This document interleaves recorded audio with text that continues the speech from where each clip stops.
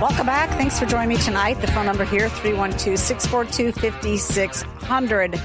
And my next guest is Alderman Ray Lopez. He's a Chicago alderman, and I just really enjoyed talking with him. He's a voice of reason in a city council that seems to be unreasonable in many cases. And with Chicago, well, you just heard that. I mean, Ray, I'm not going to play it for you, but basically I played a Byron Donalds clip of the House Oversight Committee that happened on Thursday. And Byron Donalds was questioning Governor Pritzker about his budget and how much he spends on illegals. And he made the comment that Brandon Johnson couldn't even answer that question either. How many illegals do you have? Where are they located? How much are you spending on them? Who's tracking them? And so, Ray, is this just information that they want to hide, or what's going on with that? And I say this in part because there was just the Chicago Tribune article today. Following an ICE subpoena, Chicago City Clerk is suspending online municipal ID program portal, in part because she doesn't want to give ICE any access to who's trying to get a city key ID. Is this Chicago still putting up the resistance? Well, good Sunday evening, Jeannie, to you and your listeners. Happy Father's Day to all the men out there taking care of their children. And yes, this is an intentional effort to subvert any light being shed on what's going on in Illinois, in Cook County, in the city of Chicago. They know exactly how many individuals they've been helping, what we've been spending it on, and where the money's been going, regardless of how dumb they want to play. We saw when Mayor Johnson was there, he lied about how much we've spent. He said it was like 1% of the budget. We've spent $600 million in fiscal year 2024 alone, the first year. Notwithstanding what we spent in 2023, ever since, and even in the run-up to it with Lori Lightfoot, who was signing all these $100 million contracts with Garter World and all these other not-for-profit agencies, shunting our taxpayer dollars to some out-of-state corporation. The same goes for the state of Illinois. They know what they've been spending. Most of their dollars have gone towards covering the undocumented, the non-citizens, and in particular, and when I say this, let me be clear, the asylum seekers who've come from the last 4 years, those are the ones who've been the priority, not your long-term undocumented working in restaurants, not all the long people that people talk about. We're talking about those individuals who've come here through the Biden-Harris asylum machinery and are now in our city, our state. And we know that 59,000 of them are in Chicago, and we know exactly how many, I'm sure, are in the state of Illinois. Yeah, well, I mean, you can't get any reports out of your education system either. And I thought is kind of enlightening is on the Illinois State Board of Education portal, and I'm kind of going in the weeds a little bit here, but I think it's important. They have a place where you can look at the students and you can look at who's in an ESL program. And I started to dig a little deeper, and you can also say who's graduated from that ESL program within 7 years. And like, for example, West Chicago District. Jeannie, I'll tell you, you're using the wrong metric when it comes to the recent returns, because we have roughly 12,000 of those migrant asylum seeker children in CPS alone. Okay, and nobody would tell you us that, but you got the info. Yeah, they were not put in ESLs. They were put in IEPs, because what they did was, in order to boost up the CTU personnel there, as you know, anyone with an IEP is a CTU staff member. And most of the schools that these young students went to don't have behavioral, emotional, or mental issues. They have language issues.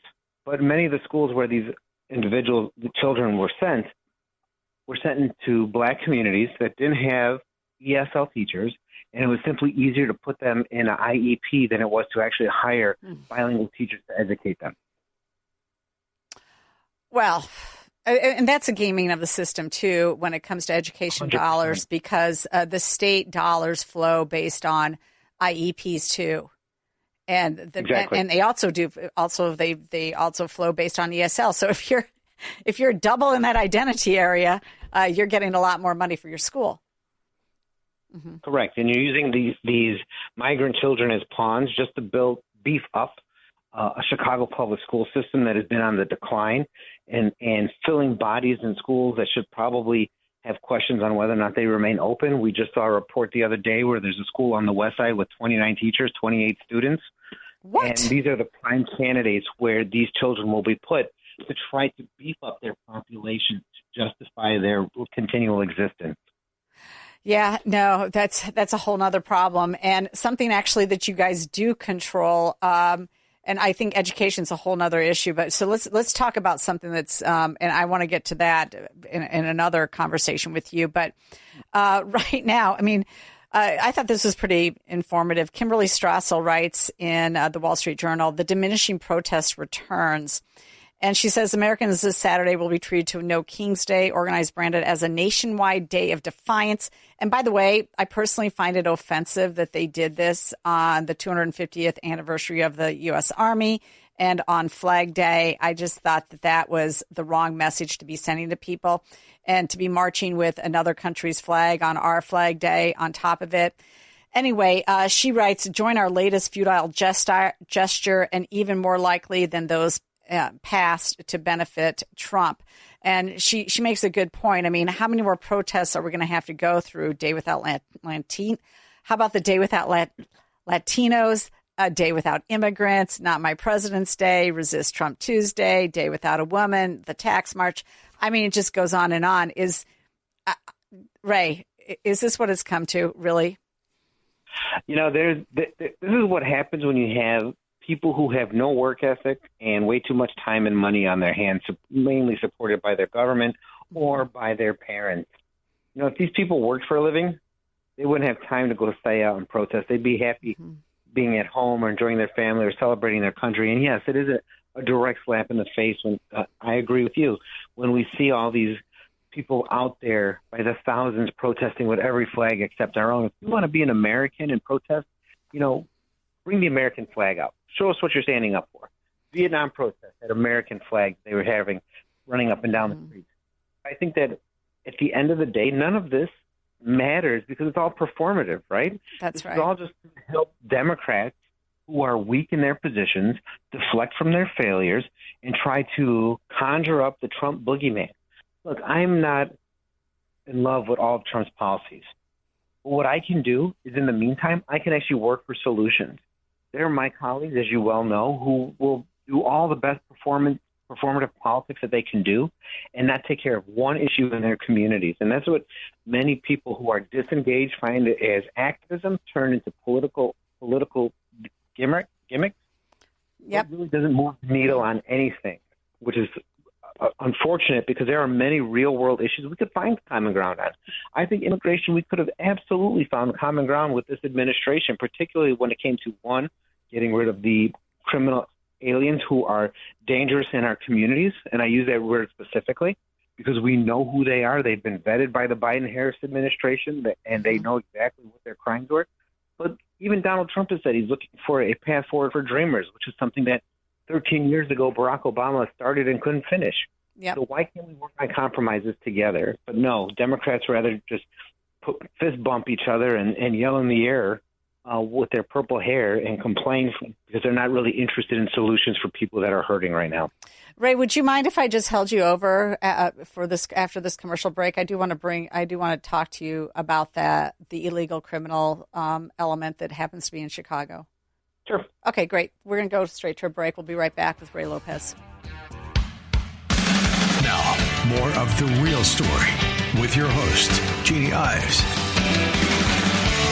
All right, welcome back. We still have Alderman Ray Lopez on with us, and I want to talk to him a little bit about some of the crime that we've seen. Now, fortunately, the protest marches yesterday in Chicago were there was not a problem. Or a little problem, but on Tuesday there were 17 protesters who were arrested. A little bit more problematic there, but it's really, I mean, we understand these. And by the way, if you look at the mug shots of everybody, it's like a bunch of white suburban kids who, I don't know, decided to go find some trouble in Chicago. At least that's what it looks like to me on Tuesday. CWB Chicago has the whole list of all of those perpetrators, but. We do have a crime problem in Chicago, and certainly one that deals with illegal immigration. I want to get Ray Lopez's response to this clip. This is Tim Burchett. He's a congressman out of Tennessee, and he was questioning Governor Pritzker on this very issue. Here you go. Take a listen. Governor Pritzker, you mentioned in your opening statement that criminals have no place in our country, but Cook County released numerous criminal migrants last year, including one that was charged with raping a minor. Why would you release a criminal rapist back into your community? Thank you, Congressman. First of all, we don't need to release somebody if ICE or another law enforcement authority shows up with a judicial warrant. Then that's just the fact. And if somebody gets released, it's usually because they've had due process and determined not to be eligible to be held. That's okay. But do you know what happened after that individual was released? I don't. But again, a judicial warrant, if appropriate. I'll tell you, 17 days later, he was charged with a homicide.